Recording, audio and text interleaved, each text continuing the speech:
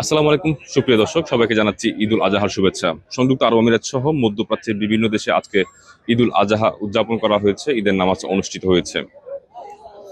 সকালের নামাজে আসলে যারা ঈদের নামাজ পড়বেন বলে উদ্দেশ্য করে ঘর থেকে বেরিয়েছেন, জায়নামাজ হাতে নিয়ে সকাল থেকে আসলে তারা নামাজে শরিক হয়েছেন।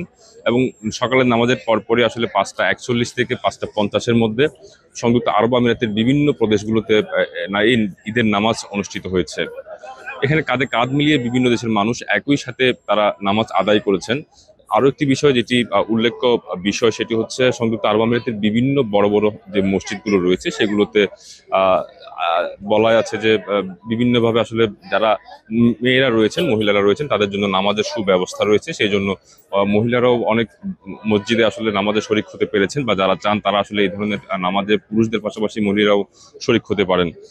এবং যারা এখানে ঈদ করেন তারা অবশ্যই দেশেও আসলে পশু কোরবানি দিয়ে থাকেন। পশু কোরবানি দেশে দেওয়া সত্ত্বেও তারা চেষ্টা করেন যে এখানে আহ পশু কোরবানি দেওয়ার জন্য। যারা ফ্যামিলি আছে, ফ্যামিলি নিয়ে আসলে এখানে পশু কোরবানি দেন। একই সাথে যারা ব্যাচেলর আছেন তারাও চেষ্টা করেন যে বন্ধু বান্ধব বা যারা আছে তাদের সাথে শেয়ারে আসলে বা অংশীদার হয়ে আসলে পশু কোরবানি দেওয়ার যে আনন্দ, যে ত্যাগের মাধ্যমে আসলে সেই ত্যাগের যে স্বীকার করে যে আনন্দটা, সেটি আসলে তারা এখানে নেয়ার চেষ্টা করেন।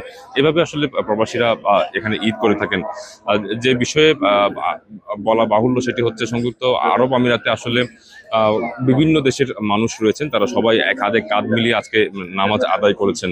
এবং 4 দিন, এই ঈদ উপলক্ষে 4 দিন সরকারি ছুটিও ঘোষণা করা হয়েছে। একই সাথে 2 দিন টোল ফ্রি ঘোষণা করা হয়েছে সংযুক্ত আরব আমিরাতের দুবাইয়ে। এবং বিভিন্ন প্রান্তে আসলে মানুষ যারা আছেন প্রবাসীরা, তারা চেষ্টা করেন যে অন্ততপক্ষে ঈদের এই দিনে আসলে তারা ছুটি পেলে কেউ ঘুমানোর চেষ্টা করেন, কেউ বা হয়তো বা আত্মীয় স্বজন যারা আছেন তাদের বাসায় গিয়ে ঘোরাফেরার মাধ্যমে তাদের ঈদ আনন্দ উপভোগ করে নেওয়ার চেষ্টা করেন, অথবা ভাগাভাগি করে নেওয়ার চেষ্টা করেন। এভাবে আসলে প্রবাসীদের ঈদ হয়ে থাকে।